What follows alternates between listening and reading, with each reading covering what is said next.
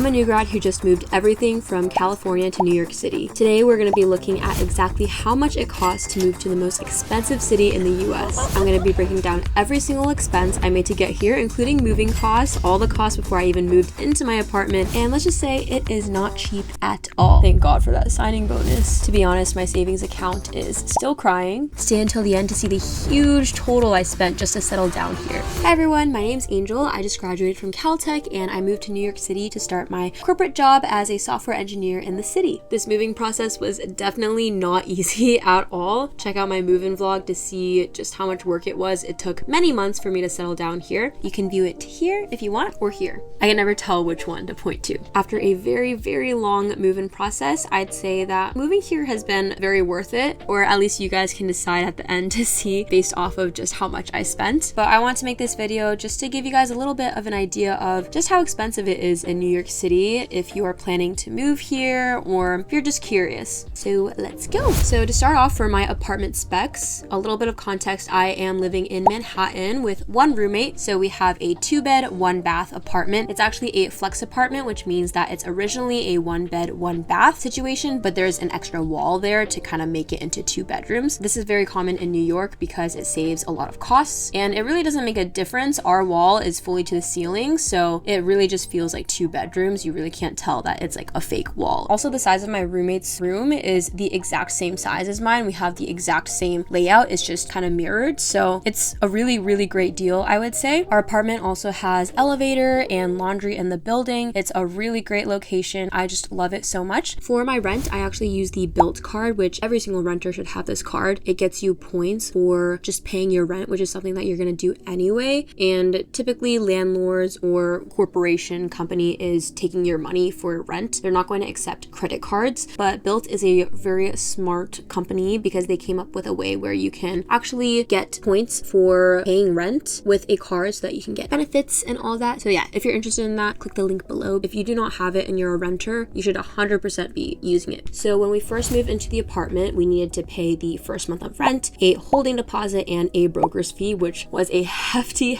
amount. This was definitely the biggest expense. Our monthly rent is $4,200. We split it evenly. So for my portion, I pay $2,100 a month, which I think is honestly really good for what you get in Manhattan, especially for the apartment that we got. The holding deposit was the same amount as the rent. We essentially get that back at the end of our lease. So that's another $2,100 for my side. And the broker's fee is a lot. I explained this in my apartment hunting video, but essentially a broker's fee is typically around 15% of your annual rent, which is a lot for sure, just like right off the bat before you even move in. And it goes to the broker just for showing you the apartment. So, you know, I was a bit salty that we had to pay the broker because he didn't really do anything, to be honest. But anyway, I actually negotiated our broker's fee to go down a little bit because he really did not do much. We actually ended up doing more. But for the broker's fee that we paid, it was $3,024 for my portion. Yeah, even more than just my monthly rent. For the other smaller monthly expenses, we also have renter's insurance. So I pay an average of $12 a month. For our Wi-Fi, it is $80 a month, which we split evenly. So it's $40 a month. And then gas and utilities is an average of maybe $50 a month for each of us. So just for the apartment itself, before I even moved in, I paid a hefty $7,400. Yeah. But you know what? You guys are lucky because if you're moving to New York, I saw something where renters are not allowed or like even required to pay the broker's fee anymore. So you guys are lucky ducks. You got to save what, $3,000? Yeah, you don't have to pay the broker's fee anymore, which is great. So you'll only have to pay the $4,000 instead. Just for the first month of living here. Well, actually, you pay it before you even move in. That's New York for you. Phew, got that done with. But before I even moved into this apartment, I had to apply to apartments and look for a lot of places. In total, I personally applied to 3 different apartments, and each apartment's application fee is around $20. So I spent a total of $60 just to find a place to live. Next, I wasn't going to include my flight to New York City because my situation situation was pretty unique. I went on a whole graduation trip with my friends to Europe. So I ended up actually going directly from Europe to New York City. I didn't go from California to New York. The average cost of a flight from LA to New York City is, I'd say, around $200 to $250. At least that's what ChatGPT said. So let's include that into the cost. Moving on, after I got the apartment, I didn't have anything inside. So of course I needed to bring my belongings in. For all my other expenses, I mainly used my Chase Freedom Unlimited card because I get 1.5% points per dollar I spend. For all my other cards that I currently have, it's 1% back. So yeah, that's why I used it. By the way, if you're curious about all the other cards I have, let me know. Shipping over my belongings from California all the way to New York, not cheap at all. I had to throw away a lot of things and I ended up just buying them again here because it would have been more expensive just to ship them over. But the total of shipping costs of all of my belongings was $1,012.11.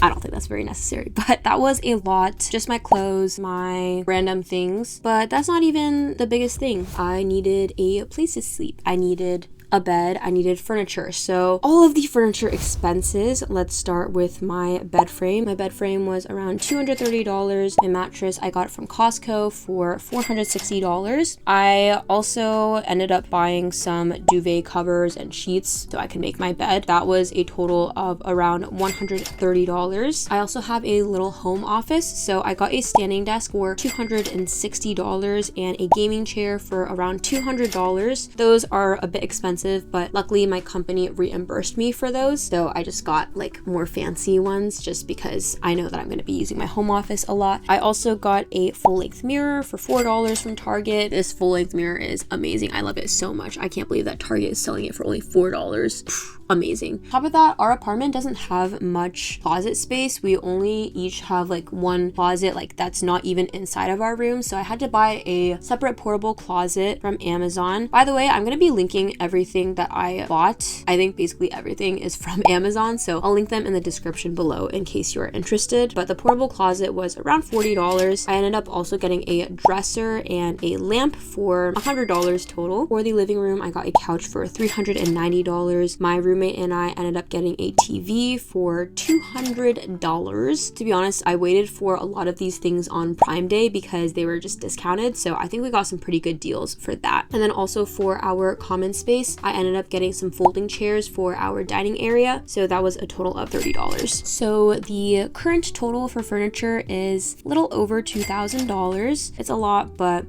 I feel like that's kind of what you need, like regardless of where you move. But yeah, kind of a hefty price to pay. This is my first experience getting furniture all by myself and just picking things out. It was pretty fun, but the total does kind of add up a little bit. And beside all of the furniture costs, I had a lot of miscellaneous things. I'm just gonna list all of the things because these are all miscellaneous. I don't really feel like they belong in a whole category. I think that's the definition of miscellaneous. I'm just gonna list all of these and say the grand total.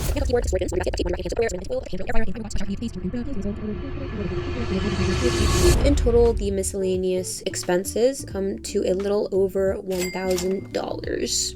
Yeah. Also keep in mind, these are all the things that I believe were necessary just for me to settle down here. That doesn't include any meals that I had, like moving in, like all the other expenses for like taking the subways, like when I was moving my stuff or taking the buses. But all in all, these are just the main expenses, I would say. After all this, the grand total that I spent just to settle down in this apartment was $11,749.88. Yep, and that's coming from a 22-year-old who just graduated college and didn't even start her job yet. I know that is a huge number, and I'm grateful to be able to have the finances to support this kind of lifestyle and just to be able to live in New York. New York City is not cheap at all, but honestly, there's a reason why people come to New York City, and it's because it's just so lively. I love the spontaneity of it. It's just the energy is amazing. I get to meet so many people. I made so many friends since I've moved here, and I fully believe that, you know, if that's the price you pay to come to New York, then, you know, I'll just pay it. And I do recognize that not everyone spends this much on moving into an apartment. I have met people who, I don't know how they do it, but they find apartments that are like $1,200 a month. You know, props to you if you can find something like that. Personally, I feel like what I found already is already a very great deal for what I get. But yeah, the average price that I personally saw when I was looking for apartments was kind of crazy, even more absurd than what I'm paying right now. So yeah.